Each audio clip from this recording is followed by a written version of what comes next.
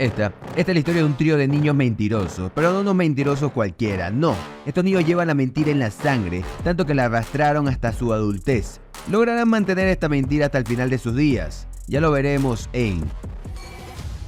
Así es, era 1999, estos tres niños celebraban el Halloween como cualquier niño gringo o latino que asume esta tradición como suya. Pero resulta que estos tres carajitos no solo querían pedir dulce, no señor, querían venganza contra esa familia que nunca le daban dulce. Y su gran plan, quemarles mierda en la puerta, clásico, elegante y con un toque de aroma. Oh, it's getting kind of big-ish. El resultado, no había nadie en casa y la casa casi se quema, y de paso sí le dejaron dulce. La versión de Zac Efron pequeña escribe el nombre de Ricky Stanicky. Inventan a Ricky Stanicky, el culpable perfecto. Y desde ese momento Ricky se convierte en el amigo imaginario para toda ocasión, el tipo al que siempre culpar, el chivo expiatorio de lujo. Es ahí cuando ya tendremos a estos tres niños convertidos en adultos, donde sigue utilizando a Ricky para mentirles a su familia, inclusive mentirle para irse a un concierto de techno y no participar en el baby shower en el primer hijo de JT, uno de los mentirosos. Y tú te quedas con cara de ¿qué mierda de hombre eres, JT? Y la excusa cuela perfectamente, ya que se van a visitar a Ricky, quien supuestamente tiene otra vez cáncer en la bola o testículo. Y justo tiene cáncer en la única bola que le queda. Así es como estos tres huevones se van de viaje solo a una fiesta del género más sobrevalorado del mundo. Get the fuck out of bed, bitch, go. Wake up, bitch, get up. Y ver cómo un DJ le salta encima. Yuppie. Ya en un bar aparece John Cena, quien le gusta chulear a la gente por tragos, ya que es alcohólico. A cambio los invita a su show, un show de duración rock and rollera. No es que se turben, es que cambian las letras de las canciones en donde siempre involucra la masturbación. ¿Quién no quisiera ir a un show así?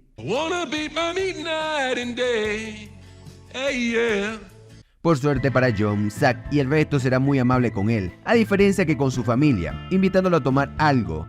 A cambio recibirán la terrible imitación de John. La cosa es que John ya luego no querrá despegarse de ellos. Además, John aquí es un actor de medio pelo, aparte de ser alcohólico.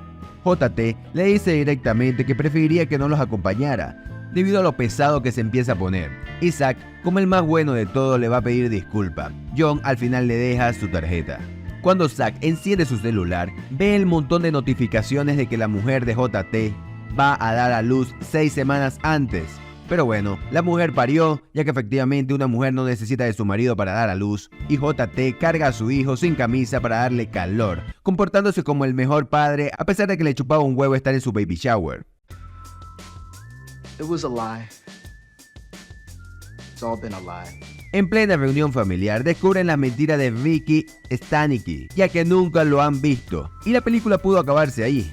Y sí, hubiese sido un mojón de película, pero por suerte Zac Efron, que es un mentiroso profesional, recupera toda la situación, diciendo que en realidad Ricky les mintió a ellos, haciendo creer que tenía cáncer, pero solo quería celebrar con ellos y es por eso que no estaban para el baby shower.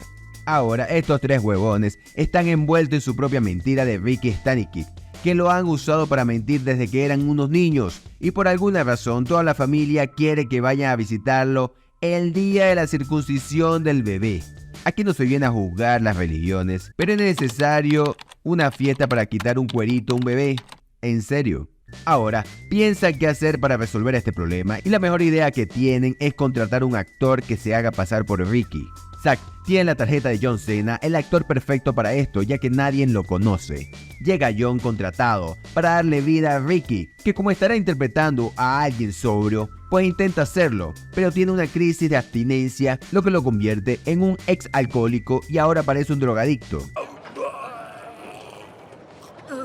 Ahora, en plena fiesta de circuncisión, esta vieja empieza a preguntar por Ricky, que empieza a atar cabos recordando la cantidad de cosas que han inventado de este hombre, desde que está en África hasta pasando por Perú. De repente, este Ricky ficticio se convierte en el hombre del año cuando llega. Hey, Mashpoka! Let's get down. You look unbelievable. You're still a MILF. Encantando a todos menos a la abuela detective, que no deja de hacer preguntas. Es aquí donde la película mejora con la aparición del nombre de esta película. Y es que Ricky es un hombre increíblemente preparado, conoce a cada uno del resto de la familia y lo más importante es que los entiende. La misma abuela sigue con la cosa con Ricky y lo acorrala con muchas preguntas hasta un punto donde alza la voz y le pregunta: Oh, maybe he's a fraud. Are you a fraud, sir? Pero nuevamente Ricky deja loca a esta vieja y a todo el mundo con su gran labia. Llega un tipo que también es actor y casualmente Ricky lo conoce, o eso cree él. Zack lo manda a esconderse mientras droga a este coño como solución. No sé cómo llegaron a esa conclusión, pero en ese proceso el cura, o no sé cómo se le dice a los curas judíos, se mete justo cuando iban a darle la droga a este hombre para sacarlo de ahí. Y ahora tenemos a un cura drogado que tiene que hacerle una circuncisión a un bebé. Por cierto, ¿por qué circuncisean en el judaísmo? Comenta si eres circuncidado y también comenta qué te pareció la película. A mí no me encantó, pero la pasé mejor que con Argyll, siendo esa la peor película que he visto este año.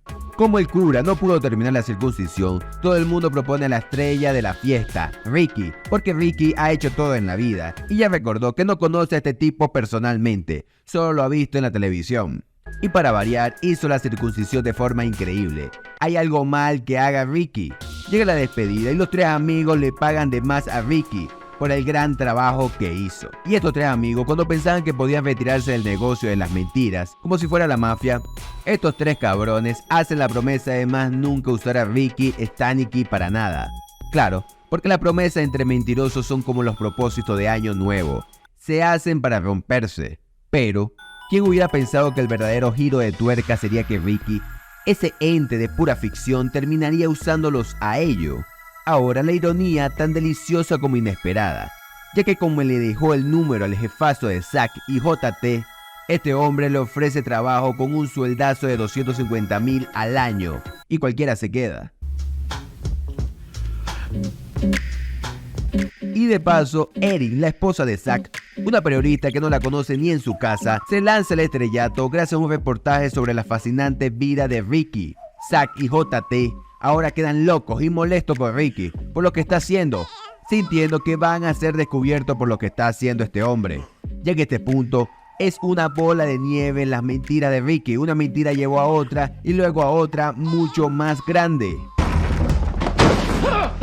You're quitting today. Debido a la cantidad de plata que le pagan, Ricky decide quedarse ahí, pero sus amigos deciden hacer todo lo posible para que lo despidan. Makes sense. But Ricky's got something big worked out here. What'd you call it? Game changer. Pero Ricky, como siempre, cae parado y este jefe está enamorado de Ricky. En plena junta se roba el show como siempre. Just saying fuck you to that guy. Yeah, fuck you, Billings. Y para rematar, Ricky ya tiene a uno de los amigos con él, Wes, quien lo contrata ya que es un mal escritor y además es un vago. Una vez más Ricky demostrará su talento, descubriendo algo en la compañía, viendo algo que nadie más había visto, y es que el jefe literalmente se mama pitos imaginarios mientras da discurso. Pensando que esto pudo evitar que se produjera una fusión con otra compañía. Ahora el jefe, molesto con Zack y JT al no darse cuenta de lo que hacía cuando daba discurso, le da mayor responsabilidad a Ricky, al ser un tipo que dice lo bueno y lo malo pero de forma directa. Un Zack molestísimo que ya no aguanta a Ricky. Le dice en su cara que él no es Ricky, pero él dice que no se puede ir porque ahora es alguien que le agrada a la gente. Además dice que no puede volverse ya que le debe plata a gente mala. Zack siente que se perderá su matrimonio, siente que va a perder a Erin si él se queda ahí. Y sí que la perderá, ya que será la propia esposa la que descubrió la verdadera identidad de Ricky. Descubre que es un cantante de medio pelo en cualquier parte. La esposa y nosotros descubrimos que Zack es un mentiroso crónico, luego de una conversación con Wex. Pero llegamos al gran final, el momento cumbre, la presentación del mini documental sobre Ricky Stanicky, que casualmente coincide con el día en que se podía sellar el destino de una compañía mediante una fusión. Zack, nuestro protagonista, finalmente decide que es hora de dejar la comedia y optar por el drama, confesando delante de todos que fue él el quien inventó a Ricky. Imagínense la escena, un silencio sepulcral, seguido por un What the fuck did he just say? Pero en un giro digno de las mejores telenovelas, el documental no se centra en las hazañas empresariales de Ricky, sino en su transformación de alcohólico con un espectáculo lamentable al ser admirado por todos. John Cena, de ser el hazmerreír, pasa a ser el héroe de esta historia, gracias a la oportunidad que le dieron estos tres amigos de interpretar el papel de su vida. Ricky Stanicky as our hero of the week. ¿Quién dijo que no hay redención en la vida? Por supuesto, la empresa que deseaba fusionarse con Leslie Faso se enamora de esta historia de segundas oportunidades, porque si hay algo que vende, son las historias de redención. JT, como castigo de la esposa, acampará en el jardín por 6 meses. Isaac, con el corazón en la mano y probablemente pensando en cuántas noches dormirá en el sofá, pregunta a su esposa si hay esperanza de un perdón. Y ella, demostrando la paciencia de unas santas, sugiere que aunque le costará, está dispuesta a intentarlo. Porque al final del día, ¿qué es el amor? Sino saber que tu pareja es un mentiroso patológico y aún así decir, vamos a intentarlo de nuevo. Ah, por si te lo preguntabas, aquellos misteriosos individuos en busca de John resulta ser simplemente fanáticos de Billy Idol, enfadados por las libertades creativas tomados con la letra de sus canciones. O decir culo en cada una de ellas. Y así, gente, concluye nuestra historia. Una historia de mentiras, identidades falsas, redención y sobre todo segundas oportunidades. La moraleja: si vas a inventarte un amigo imaginario, asegúrate de que pueda cantar las canciones de Billy Idol correctamente, o mejor aún, quizás simplemente no inventes amigos imaginarios. Es la compañía que puede hacer ambas.